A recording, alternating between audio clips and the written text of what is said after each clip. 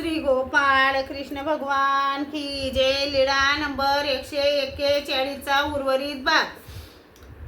नंतर ते टिळा लावलेले पान विडा खात खात सर्वज्ञांजवळ येत होते. तेव्हा सर्वज्ञ विश्रांती घेऊन उठून बसले होते. मग सर्वज्ञांसाठी उंच मठाच्या पूर्वेला आसन होते. सर्वज्ञ भिंतीला लागून पूर्वेकडे तोंड करून आसनावर बसलेले होते. त्यांना येताना पाहिले आणि सर्वज्ञ म्हणाले, नाही का, दार बंद करा, यांना आत येऊ देऊ नका.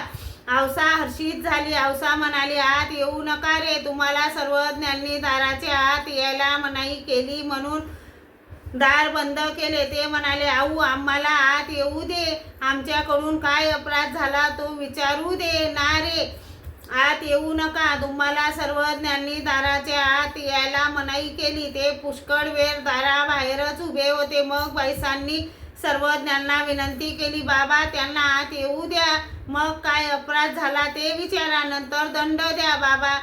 मग सर्वज्ञांनी दार उघडायला सांगितले. दोघेही आज आले. सर्वज्ञांना दंड ते घातले. श्रीचरणा लागले.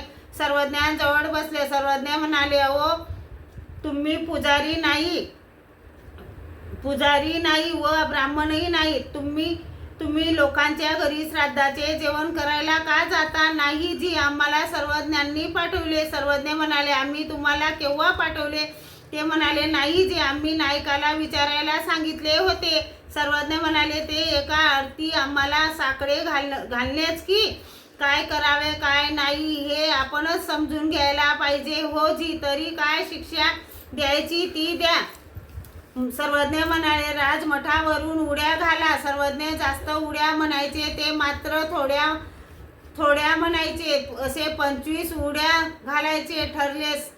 सर्वज्ञ म्हणाले, मागे पाय लागू द्यायचे नाही व जमिनीवर हात ठेवायचा नाही. ते म्हणाले, हो जी. मग दोघे उड्या घालू लागले. उडी घालताना एक तर हात टेकायचा किंवा पाय तरी मागे लागायचे. सर्वज्ञ म्हणायचे,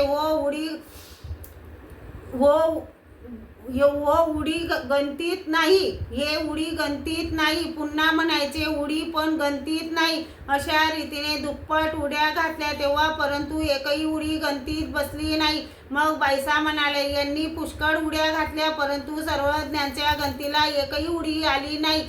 तरी दुसरी कोणती तरी शिक्षा द्या. श्री गोपाळ कृष्ण भगवान की जय.